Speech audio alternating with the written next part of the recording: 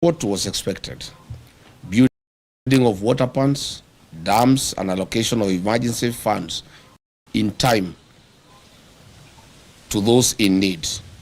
In a meeting yesterday, the government, in a typical knee-jerk reaction, allocated 4 billion Kenya shillings to 23 ASAL counties. This translates to approximately 173 million per county, allocated to 3.3 million Kenyans who are affected. This translates to 1,200 Kenya shillings per person.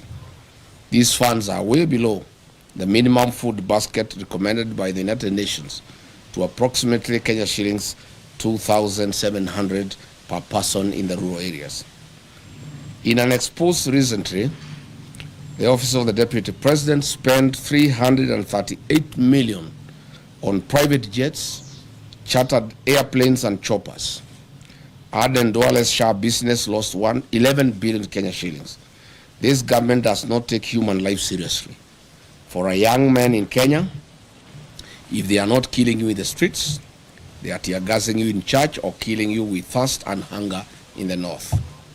At the same time, the leaders of northern Kenya, who cannot account for Kenya shillings 1 trillion since devolution in 2013, are quiet and enjoying luxury in Nairobi as their people in the north continue to suffer from hunger and anguish. The people of northern Kenya are Kenyans. Their children are Kenyan children. Their hopes, struggles, and aspirations are part of the shared destiny of our nation. Any Kenyan oppressed or neglected today is a warning to us all. And injustice and suffering do not recognize borders or communities. We are and must remain one for all. To be the moment we reclaim the best of who we are, a people who do not turn away from hardship, but who meet it together with courage, with compassion, and with the unbreakable spirit of a nation that refuses to abandon its own. The spirit of Harambee must guide us.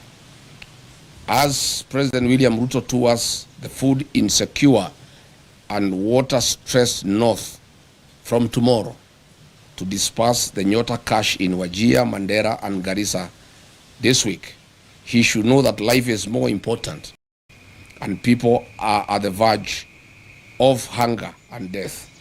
In any case, the whole essence of touring the north is little on Nyota program, but to sanitize the corrupt leaders who have failed the people of northern Kenya.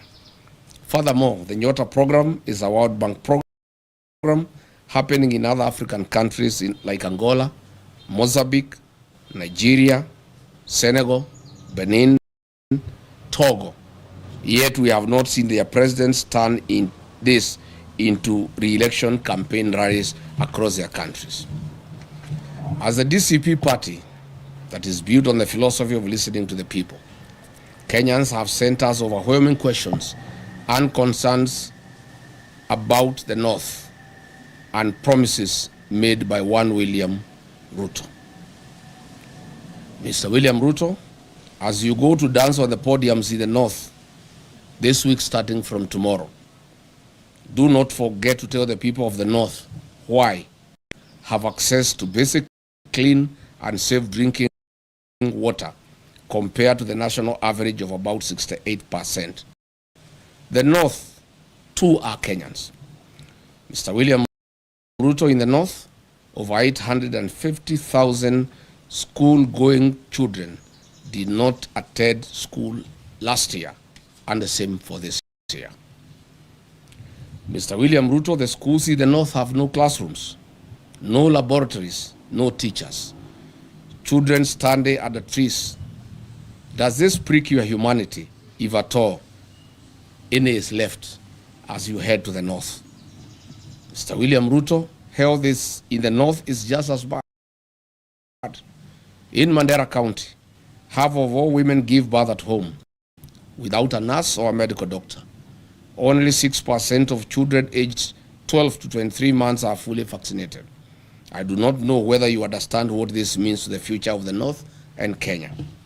Garissa County records the highest maternal deaths in the country, with 247 women per every 1,000 dying due to part in Aden Duale is the CS for Health, and he comes from Garissa. Tell him to explain this phenomena to the people of Garissa and the North. You should also explain why you don't ask him these hard questions. Mr. President, in Wajir County, 90% of the population lives in extreme poverty, the highest in Kenya. Marsabit records 85.8%, while Mandera, Isiolo, and Garissa each have over 77% of their people struggling to survive. These are not just numbers. They are mothers dying, children going hungry, and families suffering every day. And because, William Ruto, you are part of the mess in the North through lies and fake promises, please, before you make other promises starting tomorrow, note that the promises you have made to the North in the last 3 shillings burdened in lies. We take the trouble to remind you some of them.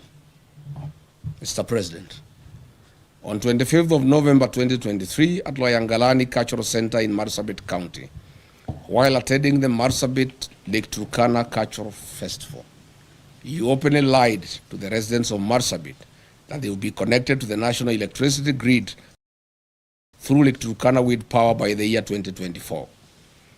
We are in 2026 and the status quo remains. Mr. Ruto, you lied that power main grids would be constructed immediately in the towns of Moyale, Marsabit, and North Hall. Zero works have commenced. As Ramadan nears, please give these Kenyans power. They do not need to cross to Somalia and Ethiopia to get ice cubes like they have done in previous years. Blue Economy and Maritime Affairs would construct with immediate effect fish landing sites and fish processing zones in Turkana County. 3 years later, all we see is cattle rustling and ravaging drought. William Ruto, you lied that the Turkana University College would be granted a charter by the year 2024 to be a fully fledged public university. As usual, where is the university charter for Turkana University for the last 3 years? Mr. Ruto, you lied that FGM would be dealt with accordingly and perpetrators be held accountable. Today, the prevalence of FGM in Marsabit County is at 83%, ranking Marsabit County as the 3rd highest country in Kenya in FGM prevalence. I hope you understand what this means to women and girls of Marsabit as they look forward to exploiting their full potential. Why lie to women and girls, Mr. President? Between 4th and 7th February 2025, William Ruto toured Mandera, Wajir, Isiolo, Marsabit, and Garissa counties, and as usual, deceit and open lies, as he'll be doing in the next 3 days as he heads to the North. On 4th February 2025, in Mandera town, he promised to end marginalization and inclusive development. A year later, Mandera County has no roads, no sewage system, the drought is killing camels, the children of Mandera study at the trees. He keeps on as allies, leaders of the Mandera who steal what is meant for the people. The people who have impoverished Mandera are his buddies and political allies. He further promised to put Mandera on the national grid through Ethiopia. To date, Mandera gets electricity on ration basis once in every 24 hours. The president promised to put 1.2 million acres of land in Mandera Triangle along River Daua under irrigation. To date, no progress has been reported. On the same date, at Mandera Teachers Training College, he promised to support improvements in educational infrastructure and increase teacher recruitment in Mandera and Northeastern region, which single school has been built since then. On security and counter-terrorism commitment, William Ruto promised to protect residents and combat insecurity. He promised to ensure security and fight terrorism in Mandera after high-profile abduction incident involving 5 chiefs before his visit. Interestingly, 5 months ago, Jubaland forces occupied almost half of Mandera town, and Ruto has never commented on this matter. On regional connectivity and infrastructure, William Ruto promised to expand Mandera's road and energy connectivity. He said that the government will build and expand key infrastructure linking Mandera to the rest of the country, including roads and electricity through Ethiopia. It remains a lie. On the same date, William Ruto promised to speed up Mandera water supply and sanitation project at a cost of 3 households with improved clean water and sewage systems. Again, this is a white elephant. On February 5, 2025 in Wajir town at Orahek grounds, he promised that his government would connect 20,000 households in Wajir to electricity and expand rural electrification, including schools and mosques, at a cost of 3.6 billion Kenya shilling. To date, not a single home of the 20,000 households has been connected. William Ruto, as you head to Wajir for more lives, you will have to tell the people of Wajir why you lied to them on this particular date. On ending marginalization with equal development, he promised to ensure equitable development for Wajir and the broader northeastern region, eliminating discriminatory policies and promoting economic growth. Unfortunately, he is working with and sanitizing leaders of the north who loot public resources for their benefit to build malls and flats in Nairobi, in Dubai, and in Cape Town. He further promised to launch and support local projects in Wajir, including sites like Tarbaj Teachers Training College, livestock vaccination drives, county assembly facilities, industrial parks, housing projects, hospital facilities, and more. Zero progress. On 31st of February 2024, William Ruto, while in Marsabit County, launched the following projects: periodic maintenance of Marsabit A2, Orange House, Kiwanja Dege Primary School, and A2 to Mata Arba A2 Road, which is 5 kilometers. Today, there is no progress. He launched again another project of 42 million Kenya shilling for periodic maintenance of Marsabit Bypass Road to be completed within 9 months. Again, it's now 2 years. William Ruto launched the periodic maintenance of Saku Modern Market to Shauri Yako Marsabit Road at a cost of 17 million. This was to be done within 9 months. 3 years later, there's no progress. In Isiolo County, on 11th April 2023, while breaking the fast with the Islamic community, he lied that Isiolo, Kulamawe, Modogasha Road will be upgraded to Butament's standards. Again, it remains a lie. Again, under his leadership, the 9.4 billion Isiolo Garissa Road, unassociated to all weather roads, remain stalled. Further, the Isiolo town water and sewage infrastructure at a cost of 7.5 billion remains a white elephant. The construction of new Tana River Bridge along A3 Road and Approach Roads at a cost of 2.9 billion shillings again remains a white elephant. In Wajir town, the town with no power supply, 63 years after independence, William Ruto has made the following promises, which remains delusional. Water plants at Ajawa, Abdiwako, Kwara, Badibidan, Alanas, Asawaji, Bojigaras, Lehele, Sheba, Abakwifin, Abakwida, Dagale, and Sharifa.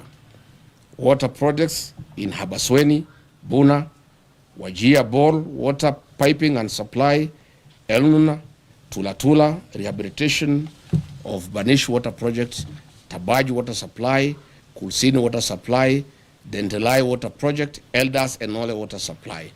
These remain lies to the people of Wajir. In terms of irrigation projects, he has promised Wajir South Cluster, Mansa, among others. Note that the above water projects are worth billions of shillings, and Mr. Ruto, get these projects moving. As you go to Wajir, tell the people of Wajir why you lied to them and why you have come back when you have not implemented what you promised them.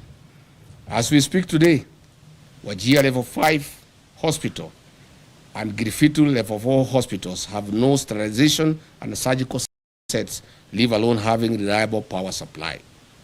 William Ruto, with the governor of Wajir, you may need to explain this to the people of Wajir.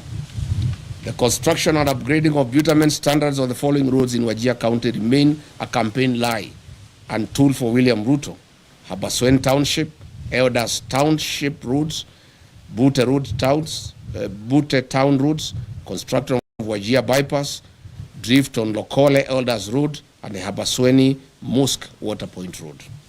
Your poetic road of Ramu, Gari, Elwak, Kobo, Kotulo, Tarbaj, Wajir, Samatar, Modogashe, Isiolo tell us why majority of the sections are stored for the last 3 months and workers have never been paid their money to be able to continue with the construction. Tell the people of Mandera why power is being supplied once in every 24 hours. You must say what is happening at the Mandera Kenya Power Station. Finally, William Ruto, on 4th November 2023, in Lamu County, Kizingitini, Pate Island, you lied that Kenya shilling 700 million was available for construction of Mutagawada Sea Road. People are still waiting. Where is the 1 billion shillings for the development and equipping of 9 fishing lad sites for Mukowe in Lamu, a lie you told on 27th August 2023? Good people, that's where we are. We wanted to tell William Ruto as he goes to the north, the problem of northern Kenya is a problem of accountability. Theft of public resources by leaders that he wines and dines with. He is going to be with those leaders in military choppers, blowing dust and wind to hungry population with no water and food. I would like to ask him to carry food and water for the people of northern Kenya. All the mains and all the beans and rice, blankets, food and non-food items being used in central Kenya, in Nyandarua, in Kiambu, in Murang'a, Kirinyaga, Nyeri, to campaign. He should take those foods and non-food items. I found yesterday in Nyandarua trucks of blankets, trucks of rice and beans being taken to people who have food, who have potatoes, who have carrots. This food is required in northern Kenya. So that is why I called this press conference to ask President William Ruto before he goes to the north to prepare these answers for the people of northern Kenya, because it is immoral to cheat populations. These people are dying, they are hungry, they have no water, they have no food, they have no medicine, their animals are dying. And then you go to dance with them and lie to them all. Asanteni sana. Any question? Yes, citizen. My name is Emmanuel Chok from Citizen TV.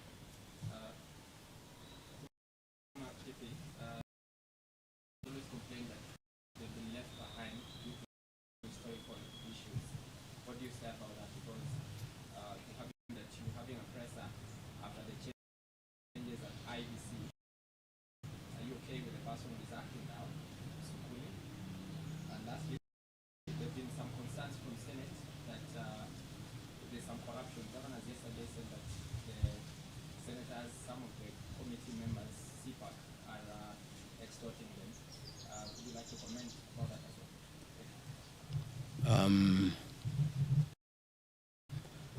Thank you. What was the first question? The first question is about the historical. Yes. It is true that northern Kenya suffered marginalization historically, but lucky for them, the 2010 Constitution was very kind to the people of northern Kenya. The 2010 Constitution ushered in devolution, and since then, the people of northern Kenya have received billions of Kenya shillings from 2013. Again, the CDF has been a very fair program for the people of Northern Kenya. Unfortunately, the marginalization that has been perpetuated by the leaders from the region. I have put them to task to explain to the people of Northern Kenya where is 1 trillion shillings that has come to Northern Kenya from shareable revenue through devolution, money for CDF, money for the equalization fund. When you go to Wajir, to Mandera, to Garissa, to Isiolo, to Marsabit, there's nothing on the ground. If you come here to the mountain region, you will see money meant for CDF. There are all manner of schools. All schools have tiles. Schools have cabro. They have modern buildings. If you go here to Kajiado North, the money for CDF is visible in the rest of the country. But there's nothing. These leaders are just here in Nairobi. But there's no accountability because they don't even allow audit to take place. They feign insecurity so that audit has to go on to Northern Kenya. If you look at the money that has been given to the governor since 2013, there are no hospitals, there are no dispensaries, there are no health centers, there are no ECDs, there are no roads, there's no water, there's nothing. Northern Kenya requires a special audit of all the funds that have been disbursed to those areas since that time. Number two, you have asked about IBC. We went to IBC and raised various issues. Of course, we did demand the removal of the CEO, and we are grateful that he has been removed. We call for a transparent and open recruitment of a CEO with no interference from the state. Further, we call upon the IBC to terminate the contracts for the mathematics system of conducting elections, the Venezuelan technology that was illegally extended by the outgoing CEO, Juan Marjan. He did it when there was no commission. It's an illegality, and that contract is illegal. And that contract should be terminated, and IBC should advertise and acquire modern and credible system for conducting our elections. Thank you. On? Yes. Most of these governors cannot complain of extortion. Why they are being is extorted, especially the ones from Northern Kenya. They have stolen all the money meant for the people. So I gather the senators are